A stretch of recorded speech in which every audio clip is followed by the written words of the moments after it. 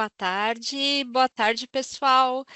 É um prazer mais uma vez receber todos vocês aqui no webinar do Ibracon. Hoje a gente vai falar sobre encerramento das demonstrações financeiras na visão das firmas de auditoria de menor porte.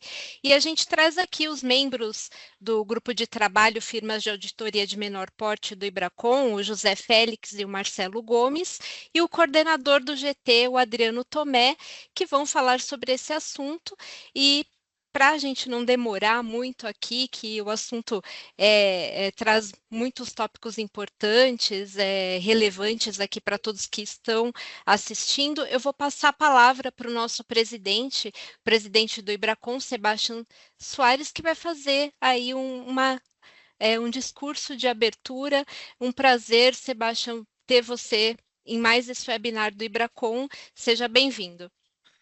Obrigado, Ana. Discurso é muito forte. Na verdade, eu só queria fazer aqui poucas palavras aqui para fazer a abertura desse webinar tão importante. Primeiro, agradecer aí Adriano, o Marcelo e José Félix pela dedicação, né, para a elaboração e participação nesse fórum, né? A gente sabe que concomitante com as nossas demandas que temos lá no nosso dia a dia, nos nossos fechamentos, esse webinar é exatamente para tratar desse assunto. Ainda coordenar e executar esse webinar é bastante honroso, de bastante valor, né, para a gente poder disseminar um pouquinho para a nossa comunidade de auditores independentes alguns dos pontos chaves aí e importantes para esse fechamento de 31 de dezembro de 2025, né? Leandro, obrigado aí pela permissão. Eu queria poucas palavras, passar algumas mensagens institucionais mesmo da importância e da relevância da nossa profissão. A gente tem visto nessas últimas semanas e meses, vamos dizer assim, né, a nossa profissão sob holofote, né, principalmente aí pelos casos que a gente vem vendo noticiado na mídia, né, sobre eventuais escândalos, sobre eventuais fraudes contábeis. E mais uma vez, né, a narrativa de cadê o auditor? Para que o auditor independente? Para que serve? Por que não pegou? E assim por diante, né? Essa é uma narrativa repetitiva, principalmente quando a gente se lida aí com situações adversas, vamos chamar assim, né? E acho que aqui talvez a minha fala, né, e até o meu papel enquanto presidente do Ibracon é para a gente reforçar a importância de a gente ter uma voz coesa, um movimento coeso e a gente continuar assim dando holofote para a importância e a relevância da nossa profissão, né, de auditoria independente. Ainda que tenhamos aí meia dúzia de casos que estão sendo avaliados, né, a gente precisa sempre dar ênfase na importância da nossa profissão, a importância das nossas firmas, a importância dos nossos trabalhos, né? Quanto que do PIB as firmas de auditoria anualmente chancelam. Quantos profissionais que hoje estão nos cargos de gestão das empresas não passaram pelas firmas de auditoria? Quantas situações, eventualmente, elas são detectadas pelos auditores independentes e não vêm à tona, exatamente pelo sigilo, né, da relação entre o auditor e o auditado. Então, assim, não dá para a gente fazer de meia dúzia de situações um elemento detrator da importância e da relevância da nossa profissão, né? Então, na narrativa dos gatekeepers, né, e o Adriano tem acompanhado isso, a gente tem interagido com diversos agentes de governança e agentes do mercado, aonde a gente tem falado que o auditor ele é sim um guardião do portão, né, um gatekeeper, mas que nós não somos gatekeepers sozinhos, né? Quando a gente pega uma demonstração financeira, uma empresa, uma companhia, a gente tem diversos outros agentes de governança, né? Então, vou talvez citar um exemplo aqui de uma companhia aberta para dar uma maior amplitude no exemplo. Então, você tem lá o Conselho de Administração, o Conselho Fiscal, o Comitê de Auditoria, a própria gestão, a auditoria interna, a auditoria externa, os analistas de mercado, o governo e assim por diante. Então, você tem outros gatekeepers nessa narrativa toda, que quando você eventualmente tem alguma situação de falha, a falha é sistêmica, a falha é de todos os gatekeepers, não única e exclusivamente do auditor independente. Então, nós somos, de novo, sim, o gatekeeper, mas nós temos que dividir as nossas responsabilidades e os limites de responsabilização dentro desse conjunto agregado e coletivo aí de responsabilidades, cada um dentro da sua função. Então, eu gostaria, na verdade, de parabenizar, Adriano, esse tipo de evento, né? Porque ele faz parte aí exatamente desse quadrado de relevância e importância para a gente dar início. Eu sei que a gente já está no início de fevereiro, né? Mas para a gente dar início a esse processo de fechamento de demonstrações financeiras de 31 de dezembro de 2025, que se estende aí ao longo das próximas semanas e próximos meses. Então, obrigado mais uma vez pela oportunidade aqui de estar falando com vocês e gostaria de desejar um bom evento a todos vocês. Mais uma vez agradecendo a você, Adriano, Marcelo e José Félix, pela organização aí, participação no evento. Legal, Sebastião, muito obrigado aí pelas suas palavras de introdução. Acho que nesse momento nós temos que mostrar que somos de fato uma profissão forte, uma profissão de fato importante para o mercado. Acho até que o mercado depende dessa profissão, porque se alguns dizem que está ruim com os auditores, imagina se estivesse sem os auditores, né? Então eu acho que é meio por aí também. E sobre o nosso evento aqui, ele vem a se juntar com esse momento para a gente dar respostas. Eu acho que um encontro como esse aqui serve exatamente para dar resposta, né? É o momento que a gente tem que entrar todo mundo na mesma página, lembrar o que nós temos que fazer e seguir adiante firme, sabendo que nós temos uma profissão que vem de credibilidade. E tem coisas que nós não podemos abrir mão dela, não é? Então, eu quero agradecer aqui o público, um público bastante expressivo, né? Nós sabemos que nós estamos numa época aí, já que os fechamentos já estão a todo vapor. Sabemos que temos um público aqui de auditores de firmas de menor porte, e muitas vezes os clientes desses auditores são clientes que às vezes fazem seus fechamentos um pouco mais lá na frente, diferentemente de outras entidades que são reguladas, não é?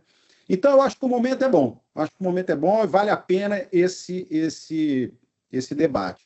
E hoje nós estamos acompanhados aqui do Zé Félix. O Zé Félix é um auditor com bastante experiência, com mais de 40 anos de rodagem, auditoria, um nordestino porreta, gente boníssima e muito competente.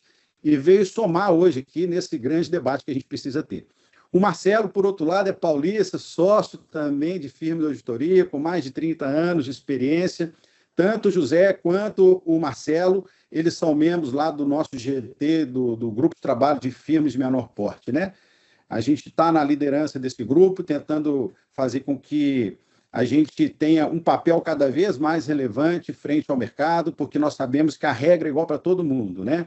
Então, mais do que nunca, de novo, nós temos aqui a oportunidade de começar e de provar que nós somos capazes de fazer entregas e trabalhos muito bem feitos. E não dá para a gente falar de auditoria, pessoal, sem falarmos sobre um tripé, né? O tripé que sustenta a profissão. Independência, e essa é inegociável, não dá para abrir mão dela de jeito nenhum, não tem honorário que seja maior do que os princípios de independência, não é? Nós temos a questão da qualidade, e aí quando a gente fala de qualidade, a gente sabe que o ambiente que nós atuamos é extremamente regulado. Quando nós falamos de normas de auditoria no conjunto todo, se a gente falar aí sobre revisão, sobre trabalhos de procedimentos previamente acordados, entre outros, nós estamos falando de um conjunto de mais de 100 normas, né? Vou chamar aqui de normas de asseguração, para simplificar, né? Quando a gente entra no ambiente da contabilidade, nós estamos falando de mais de 70 normas de contabilidade, complexas, extensas, que dependem de muito julgamento de várias partes envolvidas num processo de preparação da demonstração financeira. Nós estamos falando de uma regulação tributária também muito extensa, né? Municipal, federal, estadual, e agora a reforma tributária chegando, e sem contar também o ambiente regulatório, né? CVM, Banco Central, SUSEP, dentre tantos outros. Então, o universo de complexidade com que atuamos, ele demanda um encontro como esse aqui para a gente falar um pouco sobre aqueles pontos sensíveis que nós devemos estar atentos nesses fechamentos, né? É claro que o nosso tempo aqui é exíguo, ele não é extenso, gostaríamos até que fosse mais, né, para debater sobre muitos outros assuntos que nós vamos falar aqui hoje, mas eu acho que o que nós podemos dizer aqui já serve como um ponto de lição para que cada um aqui também faça a expansão do que nós vamos dizer para as outras áreas de um trabalho de auditoria. E o outro ponto do tripé é o ceticismo. Esse aí não dá para abrir mão, não dá para a inteligência artificial substituir, ele é com a gente. É com os 40 anos do Zé, com os 30 do Marcelo e tantos outros anos de tantos profissionais que aqui nos acompanham, né? O ceticismo é aquele olhar cuidadoso, aquele olhar diferente, aquele olhar que pesa, né? Quando a gente está caminhando ali, talvez, para um fechamento de um trabalho. Então, a gente não pode abrir mão desse tripé. Independência, qualidade e ceticismo. Isso para resumir um pouco tudo isso. Bom, falando um pouco do que nós temos que debater aqui. Hoje a gente vive num ambiente de inteligência artificial em que há um avanço muito grande. Muitas firmas de auditoria estão aí fazendo seus movimentos para buscarem soluções tecnológicas que apoiem todo esse trabalho, né? Mas claro que ainda tá um pouco novo toda essa questão da inteligência artificial. E isso, de alguma maneira, nós acreditamos que afeta as evidências de auditoria. Porque muitas vezes alguém acessa alguma ferramenta de inteligência artificial e é na ânsia de fazer um procedimento muito rápido ou ter uma resposta muito rápida, faz ali o lançamento, o prompt, né, numa IA, e ali ela já esclarece ou ajuda, enfim, já alcança o objetivo que ele quis e larga ali. E nós sabemos que não pode ser assim, né? Nós temos que documentar. Então, evidência de auditoria, muito se fala sobre ela também, muito se questiona também nesses momentos de exposição pública, se o auditor tem evidência, não tem evidência, mas não importa isso, o que importa é que nós temos que ter evidência. E é isso que nós temos que reforçar aqui agora. Nós temos 3 normas de auditoria que giram em torno de independência, né? A 230, 500 e 501. Então, nesse sentido aí, Marcelo e Zé Félix, nós queremos a contribuição de vocês para entender a importância da manutenção dessas evidências de auditoria. E vamos começar com o Marcelo. Vamos lá, Marcelo. Legal, Adriano. Obrigado aí pela entrada, obrigado pela oportunidade. Estamos aqui hoje, realmente é um desafio para nós. Todo ano a gente encontra um novo obstáculo, uma nova necessidade de se atualizar. E eu gostaria de começar esse webinar, né, essa atividade fantástica de hoje, com um grupo bem seleto aqui, dizendo algumas palavras-chave, eu acho que para alcançar um fator crítico de sucesso numa demonstração financeira, você tem que ter, no primeiro momento, um bom planejamento. Eu sei que é um clichê quando você fala de auditoria, mas o planejamento, ele é esse tripé que você disse bem claro, só que é o quê? É o usuário da informação, é o benchmark de mercado, né? É uma comunicação conectada com o cliente, para entender, então, o que vai ser divulgado dentro daquilo que se espera de uma divulgação clara e precisa para o usuário da informação. Quando a gente coloca isso em termos práticos, como a gente vive no nosso dia a dia, e o mercado cada vez exige mais, obviamente você tem situações distintas. Você tem empresas de maior porte, com entregáveis próximos do fechamento, então você tem aí 15 de janeiro para frente já entregando algo, como você também tem empresas, firmas de auditoria, tendo entregáveis lá no final do prazo legal de 30 de abril. Então, o benchmark é muito importante para a gente entender essa necessidade de divulgação. Então, quando a gente fala de evidência apropriada de auditoria, cada assunto torna uma complexidade de tal maneira que nós temos que deparar com uma revisão de um auditor mais experiente para que a gente possa fazer uma avaliação mais técnica. Então, é claro que aqui a gente joga no grupo, né? Fala assim, até onde eu envolvo meus especialistas para trazer, então, um suporte adequado de evidência apropriada sobre determinados assuntos que recaem sobre as demonstrações, sem muito entrar no mérito de cada assertiva da divulgação, né? A gente joga aqui um insight, né? Então, seguindo aí a norma de evidência, como que a gente planeja, como que a gente executa a evidência, como que a gente foge vamos dizer assim, daquela armadilha da inteligência artificial de ter evidência apropriada e você achar que tem e no final do dia você não tem, como você se protege tendo uma revisão do ambiente de controle de forma adequada, enfim, como que a gente consegue evoluir nesse sentido? Eu acho que a gente, muitas vezes, aqui trocando uma ideia com todos, né? A gente tem que voltar um pouco na origem, né? Da auditoria. Lembra-se daquela época que você tinha uma equipe robusta, onde você tinha uma equipe mais estruturada para ter um profissional mais experiente para revisão, um sócio revisor. Então, empresas de maior porte já tem esse arcabouço, né? O RISC, você tem o Quality. Como que a gente faz para utilizar essa história e esses ensinamentos para aplicar isso num grupo geral, em todos os cenários, né? Então, o Félix aqui também tem essa visão muito clara dos desafios que é uma empresa, né, de médio e pequeno porte, né? Então, Félix, Ô, Félix, por favor. Félix, quando a gente fala dessas questões de evidência, a gente chama a atenção aqui de evidência insuficiente ou mal analisada, evidência não arquivada apropriadamente, evidência não obtida, elaboração intempestiva, guarda por tempo necessário. Quer dizer, quando a gente fala de evidência de auditoria, nós estamos falando de uma coisa muito séria, porque a evidência de auditoria é que consubstancia o nosso trabalho, né? Então, você podia discorrer para a gente qual é a sua opinião em relação a esse tema, já que nesse mundo corrido, nesse fechamento corrido que nós andamos e que estamos, é muito fácil perder alguma coisa. Adriano, a evidência é o grande, é o que dá base efetivamente para a gente justificar nossas conclusões e julgamentos em relação ao que a gente avaliou, né?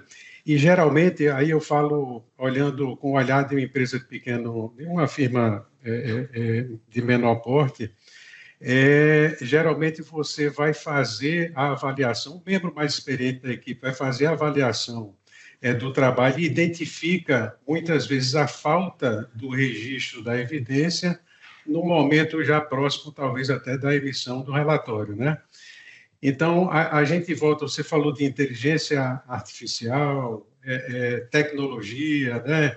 Que são instrumentos de apoio, né? Que, sem dúvida, a gente deve fazer uso, dentro de um contexto seguro, né? De uma avaliação em que justifique, de fato, você usar, mas a busca efetiva pela evidenciação do que você está avaliando, esse é que tem um papel muito importante. Então, a gente imagina hoje, você tem instrumentos de dívida, você tem acordos de sócios, que muitas vezes isso não tem registro em lugar nenhum, às vezes, por incrível que pareça, isso não está, não acordo de sócios, mas isso não está nem refletido em nenhuma divulgação, nem informação em relação à administração. E como é que eu busco, como é que eu consigo firmar e verificar que isso, de fato, os reflexos que isso pode trazer para as demonstrações? O ceticismo e aquela velha história da representação da administração, né? Isso passa a ter um papel muito importante, né? Você, de fato, buscar junto à administração a confirmação daquilo que muitas vezes você, de fato, desconhece, mas você tem que perguntar para, efetivamente, ele te responder em relação a isso, né? O ceticismo é o principal instrumento de trabalho, é o principal... agora vai me faltar a palavra, mas é uma peça das mais importantes no sentido de você evidenciar o trabalho que está sendo desenvolvido e suas conclusões, né? Não resta dúvida disso, né, Zé? Até gostaria de complementar aqui, levantar a bola aqui do ceticismo, e eu acho não, né? É uma afirmação, né? Hoje em dia, com a ciência de dados e cada vez mais dependente de sistemas, hoje em dia os clientes cada vez mais têm uma pulverização de dados, né? Você vem cada vez mais tendo um volume excessivo de dados a serem tratados. E aí, indo para a prática, olhando para o ceticismo, o auditor, no âmago de concluir o cronograma, ele acaba obtendo informações diretas do sistema e muitas vezes esquece de alguma salvaguarda de procedimentos, como o teste de integridade. É uma coisa que a gente vê muito nos pontos de revisão de qualidade, nos peer review, é o quê? É o auditor se preparar para ter uma resposta adequada num possível questionamento sobre a integridade daquele dado. Então, ele obtém a informação, mas não volta lá atrás para fazer o teste da base do Sistêmica, para que ele possa, então, tomar decisões. Então, o ceticismo dele fica muitas vezes voltado à criticidade da informação para frente e esquece de validar a base. Isso é um erro comum até de vez em quando em muitos ambientes, né? E lembrando aquela máxima que nós estudamos lá na faculdade, eu acho que até hoje dito em sala de aula, né? Não existe auditoria sem evidência, não é verdade? Então, eu acho que aqui tem um público também de muitos jovens acompanhando, o que é muito bom, muito positivo, e é importante a gente transmitir a eles a importância dessa questão de não se perder papel de trabalho, de manter a guarda devida do papel de trabalho, e alinhando essa questão do ceticismo à boa evidenciação, porque não basta simplesmente pedirmos ao cliente determinada informação, ele nos fornecer e simplesmente arquivar, né? Você tem que fazer o julgamento daquela informação, a avaliação daquela informação, para ver se vale, não vale, se ajuda, não ajuda, né? Para depois o auditor não passar por suas dificuldades. Mudando um pouco de assunto, mas também um pouco dentro dele, né? A questão de evidências, evidências que nós temos que manter nos papéis de trabalho relacionadas às discussões com a administração. Nós temos basicamente duas normas que tratam até desse tema, a norma 265, que é a comunicação de deficiente de controle interno, e a norma NBCTA 260, que é a comunicação com os responsáveis pela governança.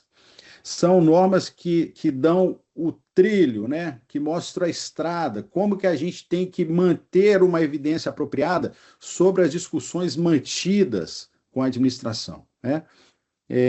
A gente sabe que são temas complexos, às vezes são temas espinhosos para a gente tratar com a administração, mas são inevitáveis tratar, né?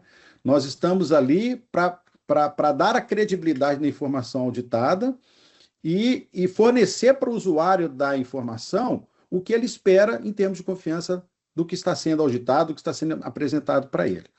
Então, Zé, tem um item lá que diz o seguinte: nós temos que comunicar claramente com a administração sobre os assuntos, em termos até de execução do trabalho, planejamento, etc. Queria que você falasse um pouco mais disso.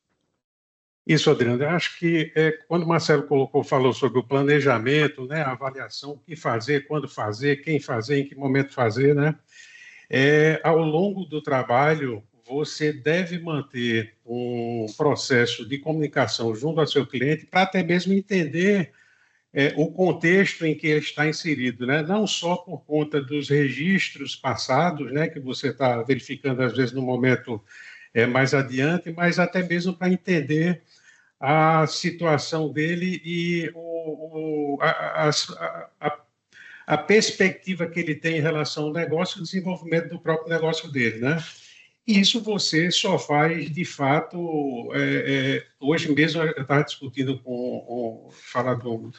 dar um exemplo específico aqui do trabalho da gente.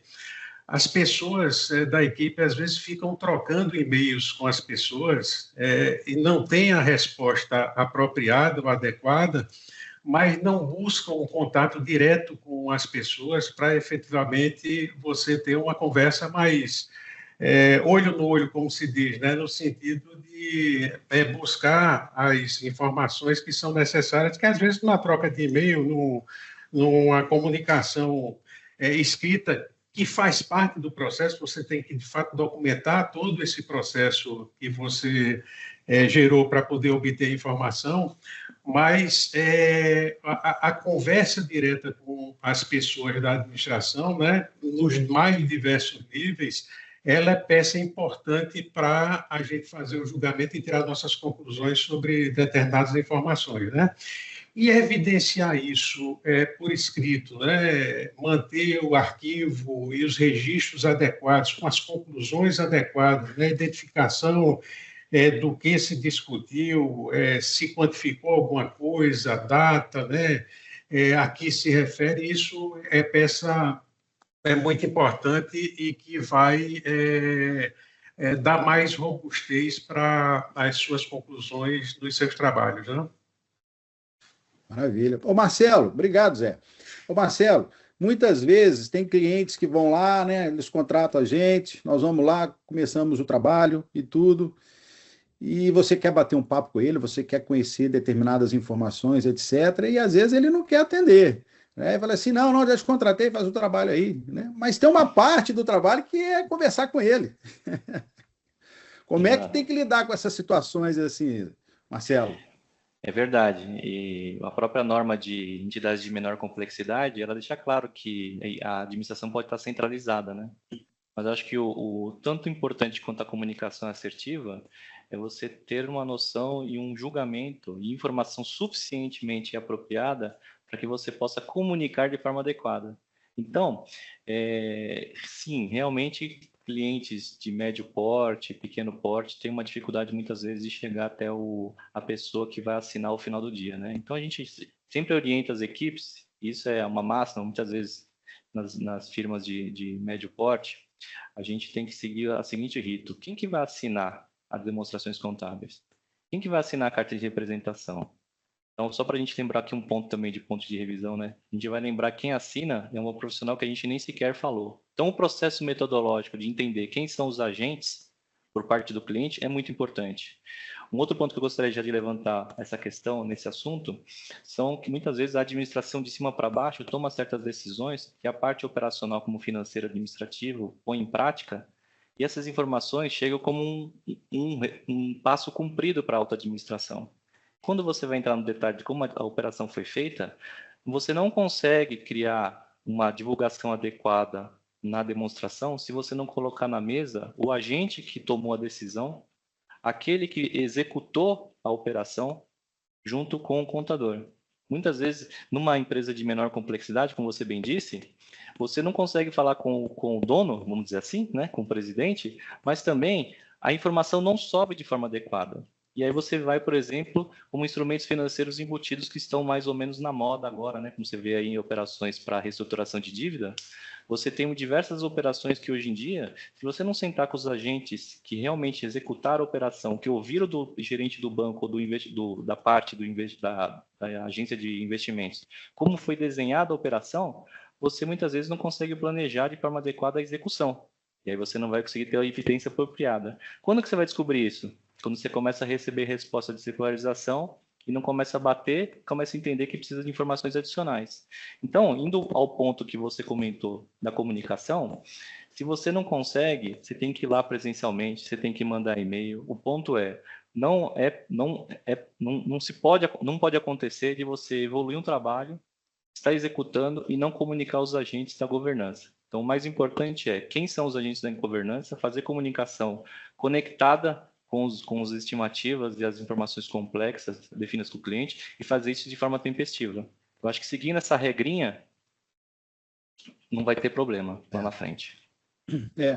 Ô Marcelo, eu adicionaria aí a todos esses pontos importantes que você mencionou, o Zé também, a questão da norma em si, né? A norma, ela funciona como um manualzinho do que você tem que cumprir, do que você tem que atender. Né? Então, nós temos lá tópicos que são muito claros, que ajudam muito o auditor a compreender os assuntos que ele tem que comunicar. Que tipo de assunto, né? Responsabilidade dele, o alcance e a época da realização dos trabalhos, que são outros fatores também que você tem que levar ao conhecimento do seu cliente, a questão da independência, né? Que nós dissemos aqui que ela é inegociável, e o processo de comunicação em si, né? A forma que você vai comunicar, qual que é a forma aceita por ele, qual que é a forma que você, como política da sua firma, adota para se comunicar, quando que você tem que comunicar. Então, quer dizer, sem estender muito nessa questão da discussão com a administração, o que a gente quer chamar a atenção nesse debate tem que existir entendimentos com a administração, discussão com a administração sobre diversos temas e, naturalmente, manter o registro disso em papel de trabalho. Muito bem. Seguindo, quer alguma consideração adicional, Zé? Estou vendo que você... Não, só acho que um ponto importante é o rigor que você tem que considerar em relação a essa comunicação e a resposta dessa comunicação do seu cliente, né, da entidade auditada, da administração em relação ao seu trabalho, né? Marcelo mencionou muito bem a dificuldade, às vezes, que você tem de ter um contato e uma resposta, né, da administração, e muitas vezes as decisões que têm maior impacto estão concentradas neles, né?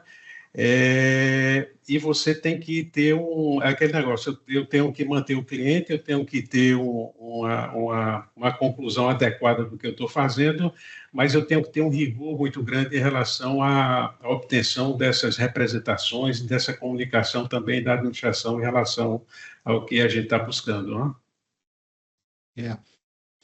Eu já ouvi um exemplo de um regulador determinada vez, dentro do que você está dizendo, que foi o seguinte: foi terminado o trabalho de auditoria, o regulador procurou a empresa auditada e falou assim para ela: cadê o relatório? Eu não recebi ainda, já passou o prazo e tal. E o cliente auditado, ele disse assim para o regulador: não, é o seguinte, o auditor que não emitiu o relatório para mim. E aí, o que o regulador fez? Foi lá no auditor. E aí ele perguntou ao auditor: eu fui lá na empresa auditada, ele disse que você não entregou o relatório. O que está acontecendo? O auditor virou para ele e falou assim: ele te contou que ele não me entregou a carta de responsabilidade da administração? Aí o regulador falou assim: não, ele não me falou isso. Mas, em contraponto, o regulador perguntou para ele assim: mas você vai ficar preso a isso por quanto tempo?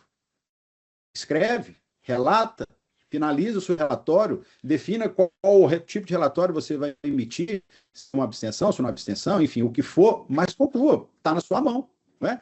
Então, quer dizer, ficou um ali tentando, né, julgar para o outro, o regulador preocupado que ele não tinha informação, e sob o ponto de vista do regulador, era coisa muito simples. Você não tem a evidência que você está tendo, finaliza o trabalho de acordo com o que a norma prevê em termos de solução desses casos. E a gente sabe dificuldade, do ponto de vista do auditor, em concluir dessa maneira. E a gente sabe que, na prática, né, Adriano, não é assim que funciona, né? A realidade é um pouco diferente, né? Você, de fato, a representação da administração te dá um conforto em relação a determinadas questões que você considera, né, que são muito importantes, né? E, do ponto de vista do regulador, é aquele negócio, ele quer o relatório na mão dele, né? Mas a avaliação, no final das contas, se é apropriado ou não aguardar a carta de representação para poder divulgar ou mudar a sua opinião, modificar a sua opinião em função desse não atendimento, é uma decisão sua, né? Bom, a gente tem que entender também o ponto de vista do regulador, né? E, claro, todo esse entendimento tem que ser perpassado, mas também não dá para ficar segurando o trabalho, a emissão de um relatório, por uma pendência que é do cliente. Né? Nós temos todo um arcabouço regulatório para ser cumprido e para ser terminado também e para ser emitido o relatório. E isso tem que ter um fim. Né? Então, esses limites, eles são importantes também serem discutidos nesse processo das discussões mantidas com a administração, né? Para que todo mundo conheça os seus papéis de fornecer, de examinar e de entregar. Tá? Muito bem. Tem um outro ponto muito discutido também, recentemente, que diz respeito sobre ativos de difícil recuperação. Né? A gente tem escutado muito na mídia casos de ativos que não existem ou ativos que não valem aquilo tudo. Né?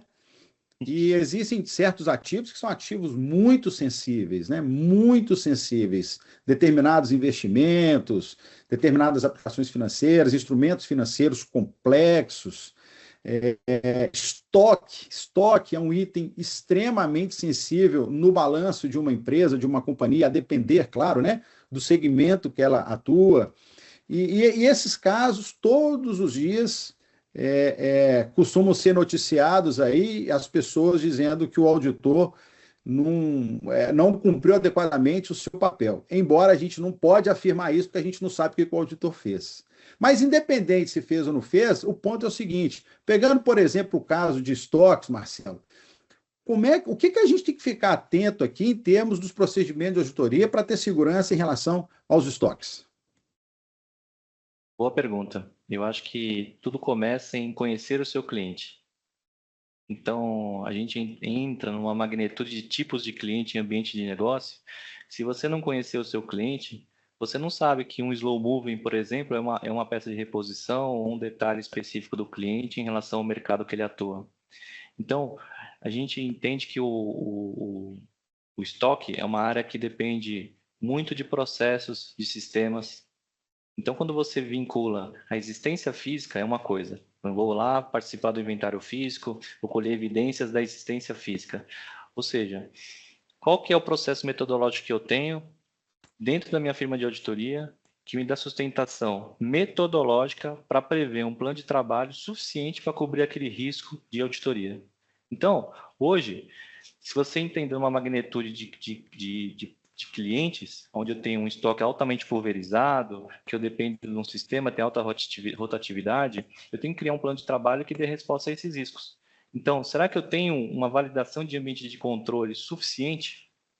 Eu tenho uma abordagem de TI com especialista para validar a questão de segurança lógica do sistema, segurança e TGC, abordagem de TGC. Será que eu tenho tudo isso? Então, para responder a sua pergunta, ela é muito mais complexa do que desenhar procedimentos.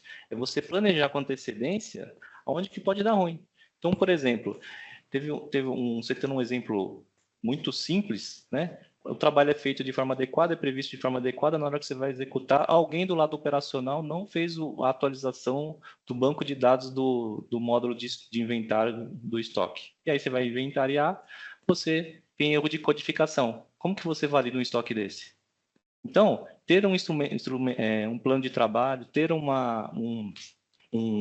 como diz, instruções de inventário alinhadas com a necessidade daquele cliente e validada pelo auditor de forma antecipada, eu acho que é um segredo do sucesso importante para validar os estoques. E aí você, com certeza, vai conseguir olhar ele com um viés suficiente para entender ativos que estão com erro de contagem, ativos que têm risco de impairment, obsoletos, enfim, estoques que realmente podem não representar, e ativos, né, que podem não representar a posição do cliente. Acho que esse seria o primeiro passo, Adriano.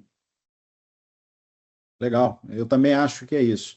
Ô Zé, o que acontece, né? Mas auditar estoque não é só ir lá contar, né? É. Lembrando que o cliente por si só ele tem uma metodologia de inventário de estoque, o auditor apenas acompanha. O auditor ele não é responsável por todo o inventário do cliente, né? Então, isso é um ponto importante e você tem que fazer esse entendimento, como o Marcelo está dizendo, sobre época do inventário, quem vai fazer o inventário, enfim, conhecer os itens relevantes, né, que são materiais para o auditor, etc.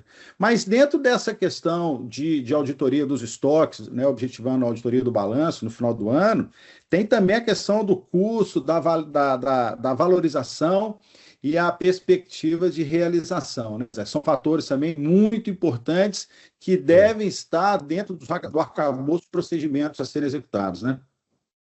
Exatamente, Adriano. E aí a gente cai naquela situação de grandes empresas, né, com estoque pulverizado, com uma variedade muito grande de itens, né?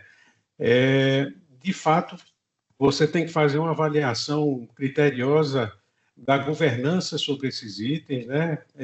Os controles, a forma de apuração, né? Como é que isso está desenhado dentro da estrutura, avaliar também a equipe que lidar com essa situação, né? As pessoas, a qualificação dessas pessoas e, de fato, fazer seus testes e obter as evidências necessárias para poder tirar suas conclusões. E aí a tecnologia, nesse caso, ele nos dá um aparato muito grande. Agora, sem dúvida, você não consegue, imagina uma rede varejista de hipermercado, por exemplo, com atuação nacional, né?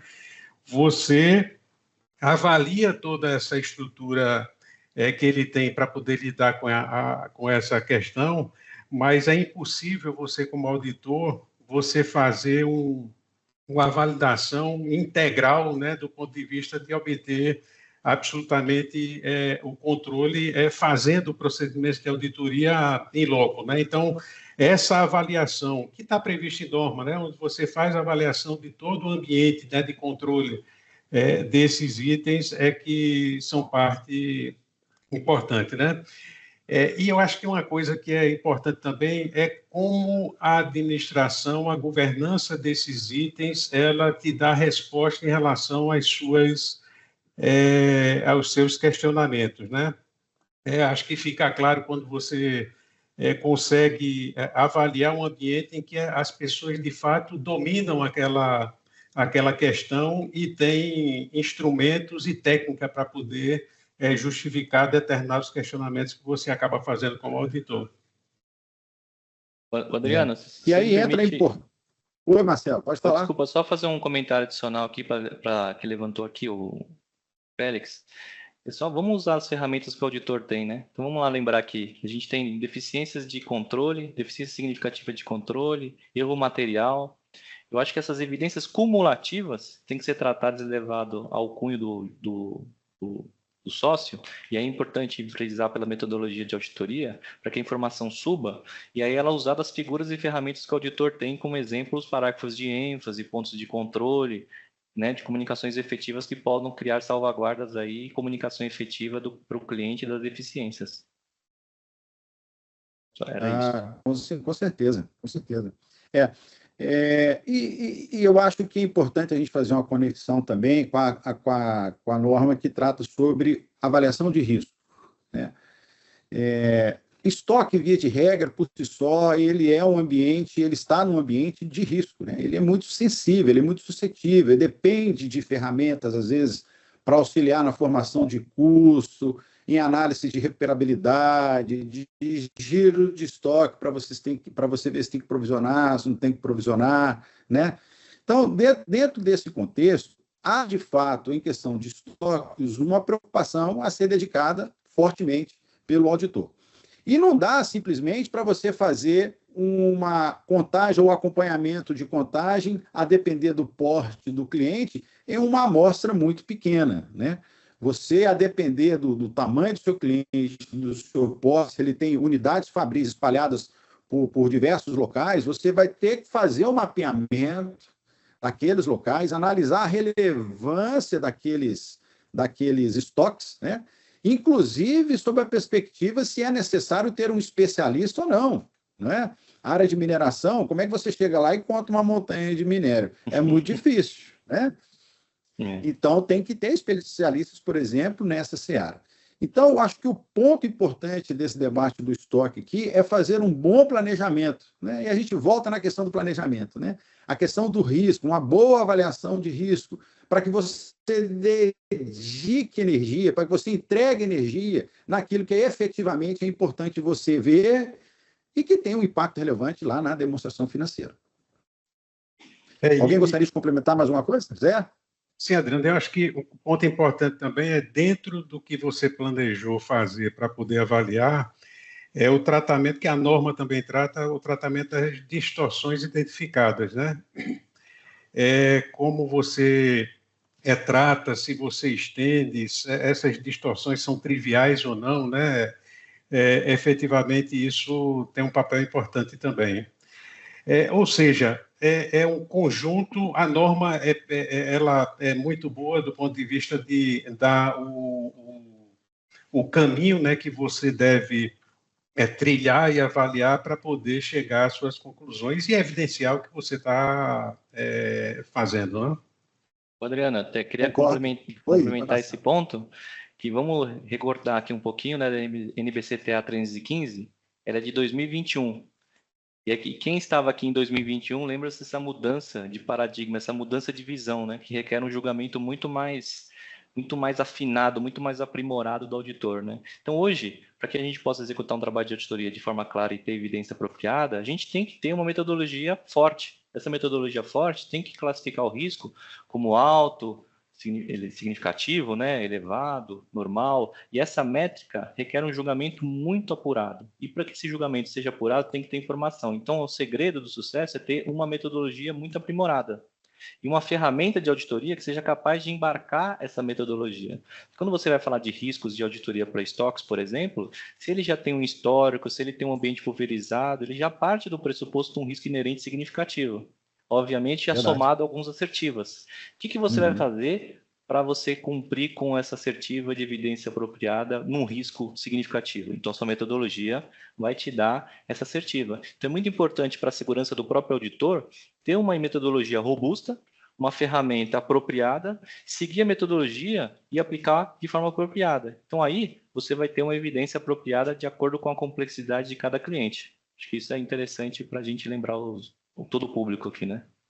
Perfeito. Acho que o caminho é esse mesmo. Para não dar ruim, né, Marcelo? Para não dar ruim. Quando te perguntarem, você tem a resposta, né?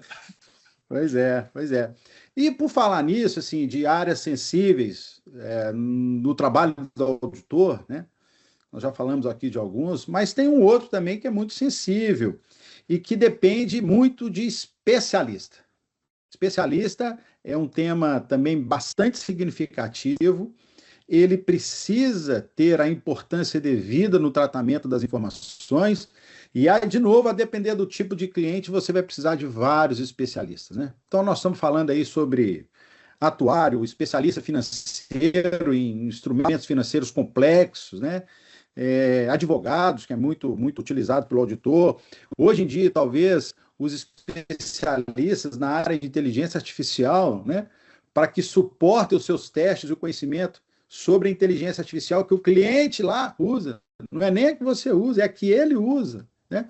Então, essa questão dos especialistas, ela tem que estar no nosso radar, né? Então, nós queríamos saber de você aqui como é que você considera essa questão do especialista na execução dos trabalhos.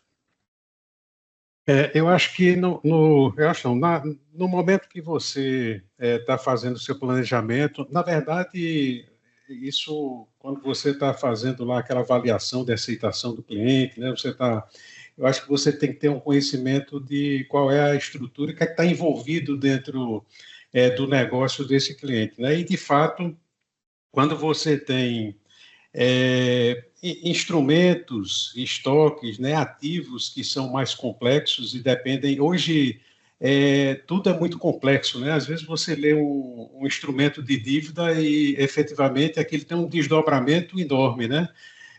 E, às vezes, você não tem um conhecimento tão profundo para saber do reflexo daqueles desdobramentos em relação àquele instrumento que você está avaliando, né? E aí entra, de fato, a necessidade de você envolver especialistas. Isso tem que ficar muito claro para o cliente, né, em relação a essa questão. Você precisa fundamentar sua opinião quando você, assim, entende, com base nessa avaliação, né, de especialista, para poder tirar suas conclusões. Hoje em dia, você mencionou, advogado, atuário, avaliador de ativos efetivamente em uso, né? Você físico, tem... né? Oi? Ativo físico, ativo mobilizado também. Ativo fixo, exatamente, Então, tem uma série de instrumentos, de ativos que, de fato, você precisa do apoio desses especialistas para poder chegar às suas conclusões. Obviamente, se você tem também dentro do ambiente da própria empresa, você tem especialistas que desenvolvem avaliação ou trabalhos em cima desses ativos propriamente ditos, você pode fazer também uma avaliação em relação a essa questão e se sentir confortável em determinadas situações, você aceitar o trabalho desses especialistas internos também, né? Mas é um instrumento hoje que é de extrema importância você fazer uso por conta da complexidade dos desdobramentos desses ativos, desses negócios, desses instrumentos. Marcelo, o Zé Félix tocou num ponto interessante no início do comentário dele, que diz sobre conhecimento do cliente. E aí, de novo, nós vamos voltar na questão do planejamento e até um passo antes, que é na aceitação desse cliente, né? E isso é muito importante porque é nesse momento que você tem que fazer a identificação desses especialistas. Tudo bem que se você começar o trabalho, de repente você se depara com uma situação que você não tinha previsto, e você vai dar o seu jeito, e vai ter um especialista que você precisa e tal, mas esse é um ponto muito sensível que, inclusive, afeta diretamente a apuração de honorários. Se, a depender do tipo de firma de auditoria, não tem um especialista, inevitavelmente ele vai ter que ter alguém que o auxilie nesses processos, né? Você podia falar um pouco para a gente sobre essa questão desse conhecimento antecipado do cliente, até para ajudar na definição dos honorários que ele vai praticar. Exatamente, muito bem colocado. É o famoso, né, processo de aceitação do cliente, né, o client acceptance, né? Então, o processo de aceitação do cliente é necessário que seja feito por um sócio que tenha capacidade de entender os desafios do projeto. Porque, veja bem, para você aceitar um cliente, você primeiro tem que ter o quê? Os recursos suficientes para executar. O conhecimento técnico para cobrir os riscos, né? Atender os prazos, atender os entregáveis, atender o risco regulatório, entre mais. Então, no processo de aceitação, se você está de frente com um balanço de uma empresa que tem complexidades, como essa de exemplos que vocês citaram, você tem que entender que, por exemplo, num ajuste a valor justo, pode envolver questões econômicas. E a gente costuma brincar aqui dentro de casa, né, que contador é contador, economista é economista, advogado é advogado. Então, cada um no seu quadrado, né? Então, quando você fala cada um no seu quadrado, você não pode dar aderência de uma evidência sem o envolvimento de um especialista para julgar um cálculo de WOC, por exemplo, que pode ter uma influência significativa no cálculo. Então, se você tem essa visão logo na aceitação, é necessário prever horas de especialistas. Então, se você tem um especialista, das duas uma empresa de tamanho, de menor complexidade, né? Você tem que ter o quê? Um arcabouço de acesso de recursos para que você possa dar sustentação naquilo. Então, o processo de aceitação leva alguns dias exatamente para que você possa criar salvaguardas necessárias, assim como prevê a norma, de você juntar os recursos suficientes para dizer assim, agora sim eu consigo cobrir esse risco, e para isso eu vou ter que envolver esse especialista, esse tema complexo, e isso vai afetar meus honorários nessa magnitude, para que você tenha, inclusive, um fator de convencimento com o seu cliente. Porque imagina, ele quer ter uma segurança, ele não quer contratar um auditor que não cubra os riscos. Então, quando eu vou falar com o meu cliente, falo assim, olha, os meus honorários são compostos por essas horas, eu vou envolver especialistas para revisitar seu cálculo de WOC, você tem um ativo biológico aqui de certa complexidade, você tem um instrumento financeiro aqui que requer uma avaliação macroeconômica, enfim, você tem uma gama de recursos aí que você vai ter que aplicar no trabalho. E olha, quantas vezes a gente não começa o trabalho que a gente já sabe que dá a ressalva que vai ser feita, não é verdade? Então, a gente já começa assim, discussão. Né? Numa simples discussão. Você já sai com ela redigida, inclusive. E aí o desafio é combinar com o cliente, na aceitação, como que você vai traçar um plano de trabalho para ter evidência suficiente para mitigar essa ressalva, que você já sabe quando? Na aceitação. É isso aí. Bom, a gente já está quase no encerramento do nosso tempo, mas eu queria falar rapidamente sobre duas questões, viu, Marcelo e Zé? Uma delas diz respeito à confirmação externa, a famosa circularização. Dá para ficar sem circularizar, Marcelo? Vou começar aqui com você. Nada. Eu julgo a dizer, inclusive, que o IBRACON emitiu uma norma, um comunicado, lembra, no passado, falando assim, pessoal, olha, vamos tomar cuidado para as respostas não recebidas. Vamos avaliar, julgar uma ressalva quando não tiver uma resposta. Então, imagina você hoje, eu lembro muito bem, né? Ele circula um banco, ele responde nada, não responde nada. O que garante que não tem um passivo oculto aí? Né? Então, muitas vezes a gente inclui na carta de representação de forma obrigatória e avalia se você vai ressalvar ou não. Aí vai de novo.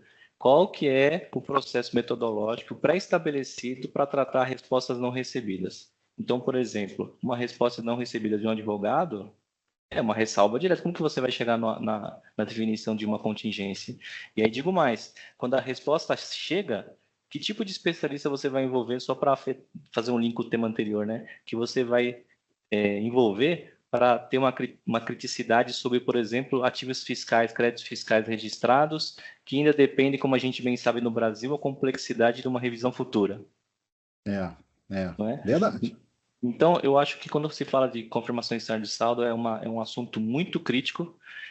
tem que ter uma metodologia bem estabelecida e tratar procedimentos alternativos quando você não recebe. Então, obviamente, quando você não recebe de banco, é um nível de segurança, é um nível de salvaguarda que você vai ter que criar, é uma ressalva, é um ponto de controle, enfim. Quando você não responde de advogados, a meu ver, é muito complexo, não está certo? Eu acho que muito similar não receber uma carta de representação, por exemplo. E clientes e fornecedores, você tem que avaliar testes alternativos. Então, verdade. Ô Zé, eu comecei perguntando o Marcelo se dá para ficar sem circularização. Eu vou fazer agora uma pergunta considerando que recebeu a circularização, a resposta. Você recebeu a resposta de um advogado. Dá para simplesmente pegar aquela resposta e colocar lá nos papéis de trabalho, Zé? De forma alguma, né, Adriano? E a norma é tão sábia que ela deixa isso bem claro, né? A opinião é sua, a avaliação é sua, a conclusão é sua, né? Você é muito importante as confirmações externas, né? Ela tem um elevado grau aí de confiabilidade em relação ao que você quer confirmar, né? Mas, de fato, não é simplesmente receber, arquivar e processar, não. Você tem que fazer uma avaliação criteriosa, muitas vezes você tem que discutir até mesmo resposta à circularização de advogados, né? Às vezes o advogado, você lê umas 30 vezes o que ele escreveu e não entende o que é que ele quer dizer. Ora parece que ele quer dizer alguma coisa e ora parece que quer dizer outra, né? Então, essa avaliação, essa discussão, efetivamente, para você chegar à conclusão que você, de fato, precisa ter em relação ao que está sendo apresentado, ela é indispensável, né? Não é só receber, não. A confirmação externa, como tu diz, então a norma trata especificamente dessas questões, né? Confirmação externa, mas da confiabilidade em relação a isso, mas não dá para você receber, processar e dar como feito, não. Você vai ter que concluir em relação àquilo dali também. E sustentar na hora que alguém questionar. E assim, lembrando, né, pessoal, outras normas já foram citadas aqui, mas essa especificamente, a norma 505, está com dúvida? Entra lá no site do Conselho Federal de Contabilidade, relê a norma, né? Vê se você tem uma outra perspectiva diferente, e certamente vai ter, porque com o passar do tempo nós vamos ficando mais experientes, nosso senso crítico também ele vai aumentando. Então, às vezes, uma percepção de determinado assunto que você não tinha lá atrás, agora você passa a ter, né? Daí a importância de sempre revisitar esses normativos.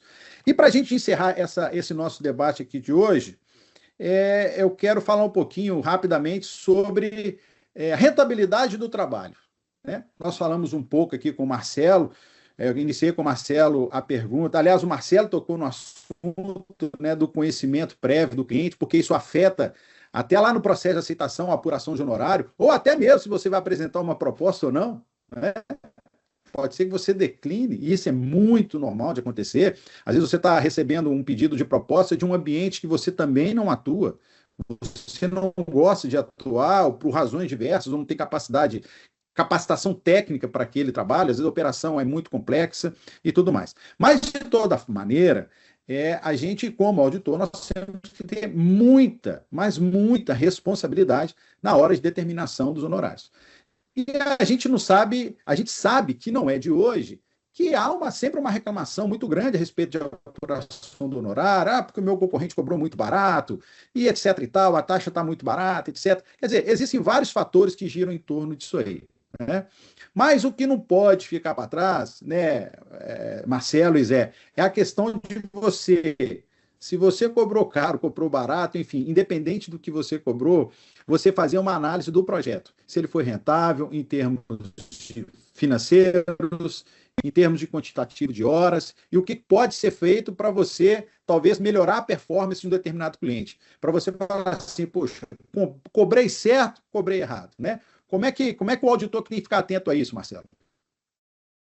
Esse é o desafio de sempre, né? O desafio de sempre é calcular pela rentabilidade. Eu acho que, seguindo aí o segredo do sucesso de fazer um orçamento bem feito, né? Bem adequado, em combinar com o cliente que você está prevendo horas aí com horários justos, porque hoje realmente esse é um desafio de mercado. Alguns cobram mais, outros cobram menos.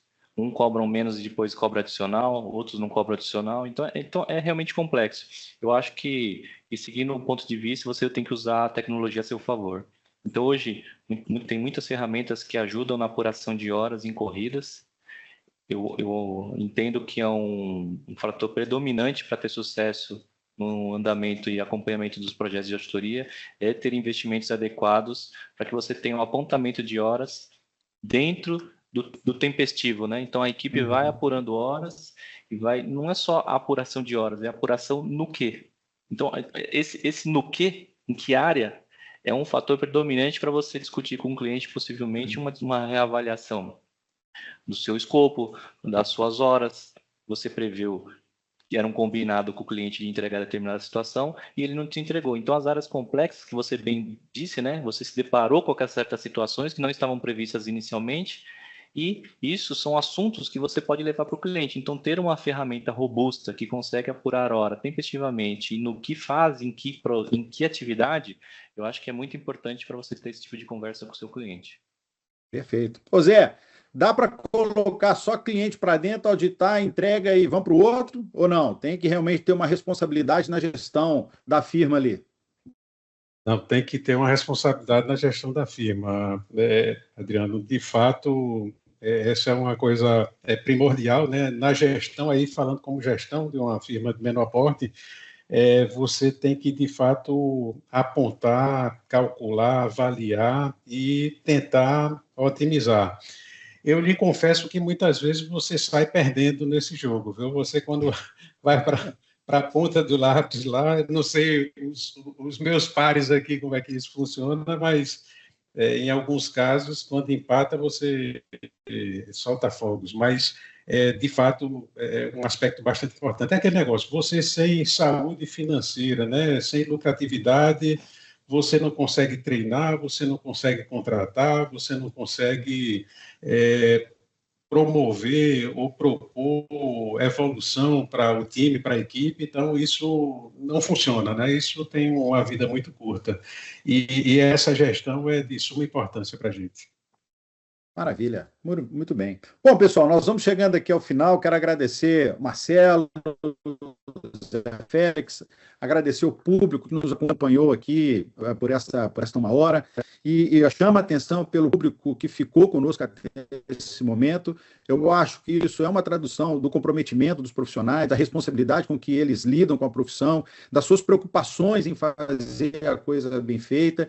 E como eu disse no início, eu acho que é a oportunidade da gente falar assim, olha, não, a parada aqui é séria, ela é verdadeira, ela é de qualidade, são em momentos como esses aqui, né, que a gente consegue, então, reunir um grupo em pleno busy season, em pleno tempo quente da auditoria e fazer um encontro desse aqui. Como eu disse também no início, os assuntos são muitos variados, mas a gente tentou pincelar alguma coisa ali que seja mais sensível e que fica sempre de alerta aqui para o encerramento das emoções financeiras. Então, deixo o meu agradecimento especial a todo mundo que ficou conosco. Nós esperamos aqui ter honrado a atenção de cada um de vocês e passo a palavra para a nossa Ana Paula. Obrigada, Adriano. Obrigada, Marcelo, Félix. Realmente, Adriano, foi um papo aqui com vários pontos a serem abordados, né? E foi excelente. O pessoal ficou aqui, né? A gente teve picos aí de 280 pessoas, 285 pessoas ao vivo aqui com a gente. Então, muito obrigado a todos.